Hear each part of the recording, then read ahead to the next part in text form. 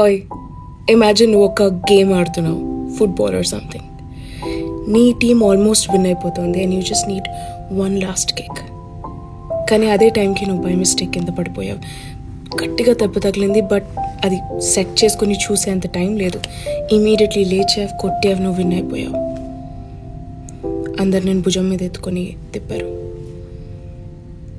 అంత అయిపోయాక ఇంటికి వెళ్ళాక అప్పుడు ఓహో ఇక్కడ దెబ్బ తగిలింది, ఆహా ఇక్కడ దెబ్బ తగిలింది అని ఆ నొప్పి ఫీల్ అయ్యే టైం వస్తుంది. ఆ ప్లేస్ని రిపేర్ చేసుకోవాల్సిన టైం వస్తుంది.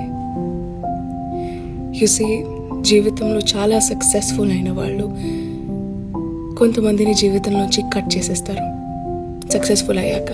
And it's not because success నెత్తికెక్కిస్తుంది, నో, ఇట్స్ బికాస్ వాళ్ళు ఆ ప్రాసెస్లో ఉన్నప్పుడు, జీవితంలో ఏదైనా సాధించాలనే ప్రాసెస్లో ఉన్నప్పుడు మిగతా వాళ్ళు అన్న మాటలు చాలా హర్ట్ చేస్తాయి. But you don't have enough time to give it back to them because నీ దృష్టి నీ సక్సెస్ మీద ఉంది.